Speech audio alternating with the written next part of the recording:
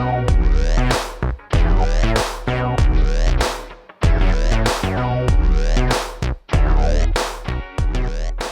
listening to the PR Wind Down Podcast, the show for public relations professionals who are ready to see real change in the PR industry.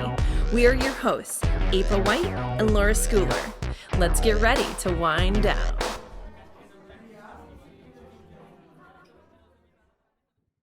So, Laura. Yes.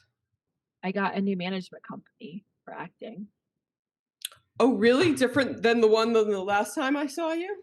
Signed by ITS. That's the new company, ITS. What is this going to bring you? So how is this different?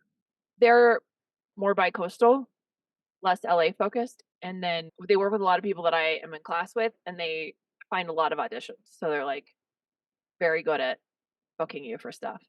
Are they like based in LA or New York, or they've got offices in both? They're based East Coast, like Philadelphia, New York. So you'll be next year's Super Bowl halftime entertainment, maybe? I mean, I think that between here and there, that makes sense. Yeah. It's a totally realistic goal that I'm going to share with you. It's not on my radar. But I like that that's what you think is going to happen. So let's go with that. Okay. All right. So, Laura, do you want to do the honors and read the horror story since I'm still working with my Mike optimized? Yes. All right. Let me take a sip of water. Okay. Mm-hmm. Hi, April and Laura. I feel bad even writing this. Oh my God. Okay. I think I hate my intern. I know that's so terrible, but I'm at my wit's end with this kid. I want to preface this by saying that I really like being a manager. I am an account manager now, tech brand, so lots of detail-oriented, techie, CEO-level clients. And I really enjoy teaching the junior people about PR. I love it, and I love helping others learn it and love it too. So I was really happy to get my first intern under our agency's internship program for the spring semester. But from day one, it has been a nightmare. I'll just use one example, media briefers. I have been teaching/assigning media briefers to this intern, and the first one was pretty bad. As expected, she is learning. So I gave a really detailed feedback in writing via email and asked the intern to revise the memo. She returns it to me with, and I am not kidding, one sentence changed. I thought maybe she did not understand my feedback. So I went into the Word doc and left comments demonstrating what to change. Thanked her for the effort and asked her to try again. She returns it to me again with half of the edits applied and just riddled with grammar errors and some obvious copy-paste formatting issues from sentences she's probably Googled. I think, okay, this person might not do well with written instructions. So I sat down with her and talked through the edits, the reasons for my changes, the errors I saw, and the importance of sending polished work, especially to clients. The meeting went well and I was relieved until I got back. And again, the old errors were replaced with spelling issues and half-hearted attempts to apply my feedback. Some of my own comments were not even deleted, and there was a whole section pasted in, unchanged, from a completely unrelated client's briefer. This is just one example. It's like pulling teeth with every single task. I keep trying different approaches, but I find myself getting more frustrated and judgmental of this person. I don't know what to do. Losing my mind and failing at my job. Yeah, I'm annoyed. I'm annoyed for them right now. I mean, what's frustrating in those situations is you don't understand if it's a lack of motivation on their part, or if you're not motivating them properly, if there's some way to motivate them better, if they're just not cut out for the job, if they just don't care enough, are they not being paid enough? Like, I think that's where my mind goes, is I would just drive myself crazy with trying to understand why this is happening. So it's totally frustrating, and I've been there. And usually I'm not a patient person. I'll just be like, whatever, I'll just do it myself. But I'm also not an impatient person. This is what I might have done. Instead of explaining what to do, I would just, in this first instance, assuming this is the first time that they've done it, I would just redline it to show the person what needed to be changed and how. And then in person or, verbally explain to them, here's all the changes I made and this is why. Because this kind of stuff might be like a real foreign language to this person. They might have no context at all. Right. What you think is simple and straightforward and obvious. Right. It's like you're speaking like Sanskrit to them, possibly. Okay. So you might have to go through this exercise a few times. That's the best case scenario. Where my actual heart and mind goes to on this, as this person is not cut out for this work and or they don't really care. Mm-hmm. But, maybe I'm a glass half empty type of gal. So this wasn't an intern. It was crazy. This was a pretty senior person at a job I had. This was years ago. And I was an in-house PR person.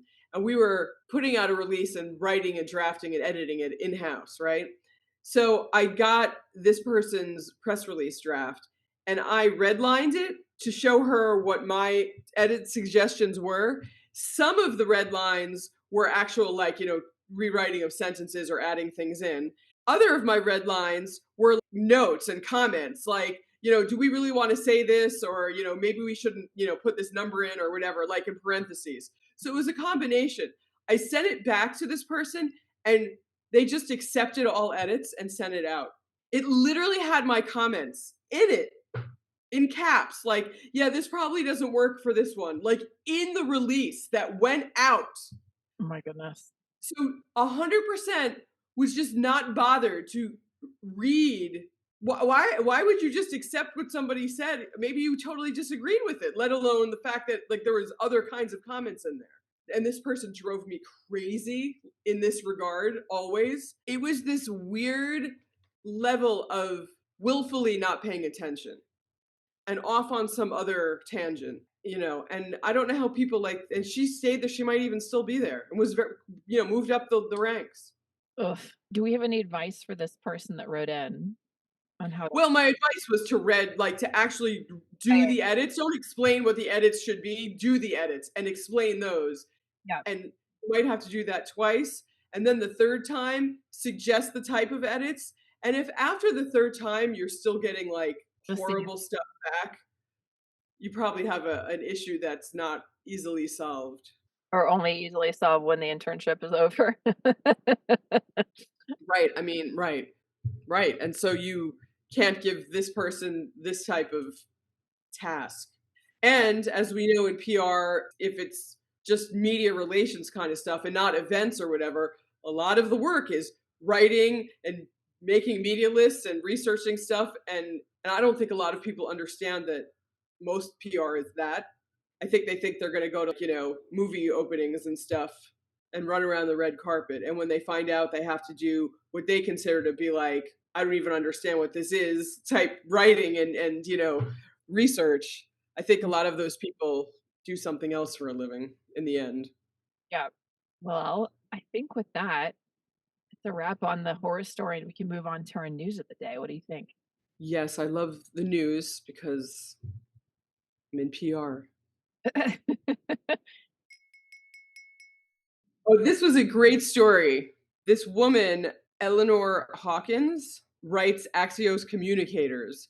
And it's this great section of Axios, all about PR. A couple of weeks ago, she did this story about challenger, in quotes, challenger firms rising, top PR talent defect from big agencies. And I was like, ooh. So I was so into it that I went through and I looked up every person and challenger firm who was mentioned or quoted in the story, and I like followed them on LinkedIn, and I even had a call with somebody in the story. Oh, I love that. Yeah, because while it's not easy to get a like big client as an independent, as you know, it's hard to get like a massive company. So if these challenger PR firms are rising up from people who are very deep into the industries that they're in and have done a lot of work and have a lot of deep relationships and client connections, they actually may be able more and more to start getting the bigger clients away from the giant agencies. As you may have also heard, BCW is merging with Hill and Knowlton, and they are going to in the summer be called Burson. So the big agencies are consolidating and getting bigger and bigger, but more of these challenger firms, which I know you're going to say, well, that's not new. I started one and there's tons of agencies. But this story is about high level people at the big agencies starting their own high level strategic firms. So let's see how the PR industry changes. And maybe these small firms will start stealing or winning, we should say, real big ticket customers. Because as we know, a lot of success in PR is about the people who are doing the work and not as much the agency that they work for. Although that's not 100% true, but it's more than half, I think, of the success. I mean, it's certainly an interesting moment for this to be happening with, with the PR industry basically bracing for a volatile 2024. And that she linked to a report actually that's quite interesting by Davis and Gilbert, and they did a 2023 public relations industry trends report. In 2021 and 2022, 81% of firms expected increased revenue, but in 2023 it dropped to 42%, and then 44% expected decreased revenue. Mm-hmm. It says in the report, firms with 50 to 99 employees were hit the hardest with revenue and profit decreases, although firms of all sizes experienced weaker financial performance than in 2021 and 2022. So basically, the bigger firms were actually hit really badly last year, which I wonder if that's not playing into the fact that these people are going out on their own because they're seeing an opportunity to do something with lower overhead and maybe higher profit margins. Right, and offering service to these clients at a lower price point than the big agencies. I mean, as I said, I don't think this is necessarily new, but it might be a new twist on people starting their own agencies, or it might be bigger growth, more of these types of firms popping up, maybe among well-known people who you would never thought would leave whatever big agency that they're with. So yeah, and as a freelance consultant person, I'm always looking for opportunities to help out at, well, any agency. I've been working with big and small, but particularly small agencies who are a little bit more nimble and able to bring people on without having to go through layers of approvals or, figure out the math equation that's like a giant account team at a big agency, et cetera. Yeah. So Eleanor Hawkins is the author of this article. Yeah, she's the woman who writes like every week this stuff. If you don't follow her on whatever, do, because it's pretty interesting stuff. Yeah. She wrote about this report, this Davis and Gilbert report I referenced earlier that she hyperlinks. She said that firms' biggest concerns include client budgets remaining flat or decreasing and the rising cost of talent and retaining existing talent per the report. As she says, leaders of challenger firms argue they can solve these concerns by attracting talent who crave ambitious projects and remote work models and clients with high demands but shrinking budgets. And plus, the addition of artificial intelligence will empower smaller firms to work faster and smarter with fewer people. Gone are the days of billing several hours of work for a press release, briefing document, or media list. Instead, firms will need to serve as trusted strategic advisors who can guide the new generation of C-suite leaders, according to the One Strategy Group president, Brian Elner. This is an interesting time in the industry, to say the least. So what are your thoughts about it? I would say I'm glad that I'm not currently leading or at a giant PR agency, because I do think that those are the ones that are going to have the hardest time. If the economy is starting to hit clients in a way where they're trying to downscale and there's not much you can do, right? So there are certain firms that just can't afford to drop below a certain level of retainers.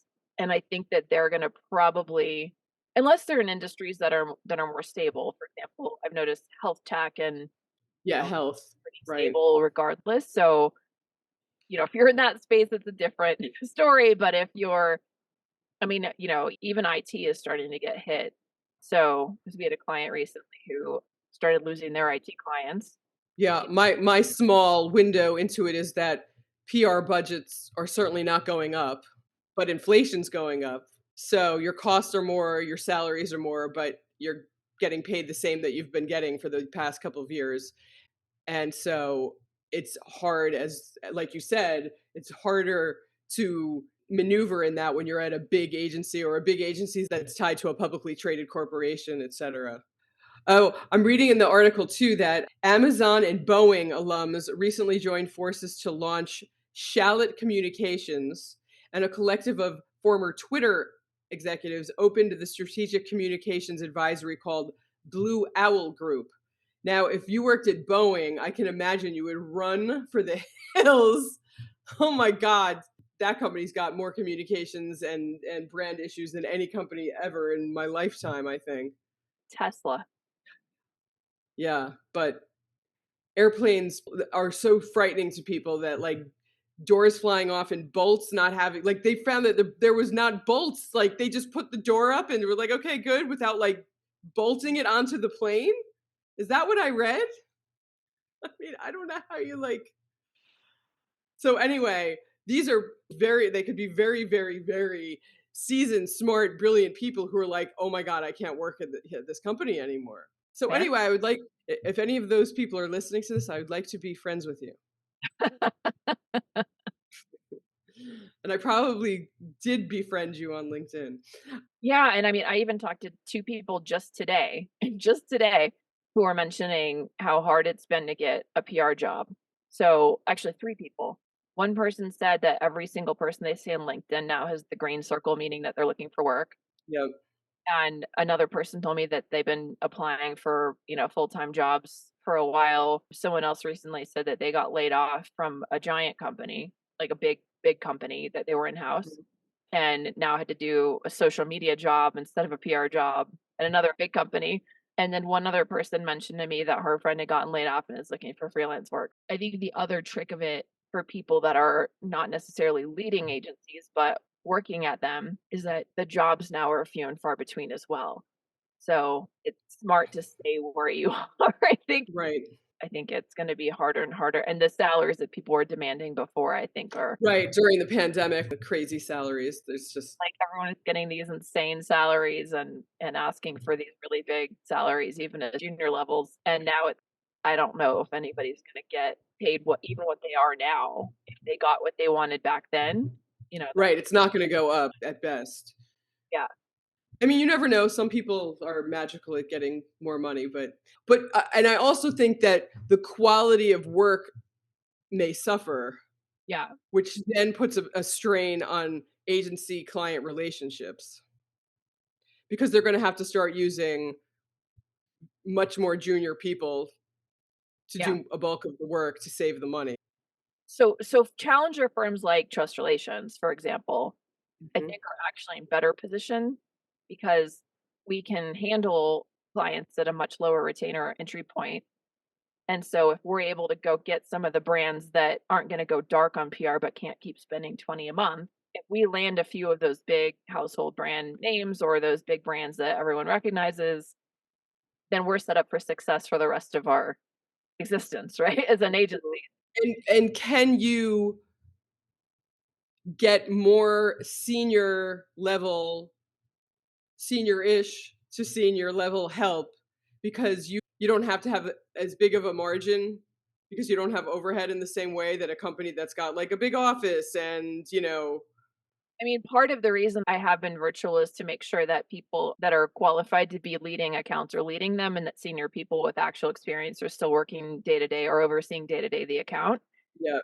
and not having a bunch of accounts led by 20 something straight out of college, which is frankly the only way to be profitable if you do have that level of overhead, you know? Right, that was the only way for them to really make any real money. That's it. That is part of the reason these challenger firms, I assume, are existing, and they can attract people who don't want to work in that big agency environment. They can attract people who are like, oh, you're an agency who focuses on these two industries, and that's my bag, and I love that. And then that's what they get to work on. So they're motivated, they're happy, they're successful. There's a lot of benefits to it. So, and then AI, as it says in the story, could Yeah. help to do some of the admin work faster, but list building, research, ideas, all of that. AI helps a lot. Something that may have taken days can now take, an hour. I mean, I know that myself. I've done it. Yeah. All right. So I think that we covered that. I feel good about that conversation. Do you feel good about it? Anything else you want to add? I feel so good about it. Okay. All right. So Laura, do you want to wrap it up? I'll take it. Thank you for tuning in for the PR Wind Down podcast. Remember to submit your own agency stories and questions and to share our show with your friends and colleagues. If you subscribe and leave us a rating, it will help us to reach new listeners like you. Can't wait to wind down with Wind you. with you again next time.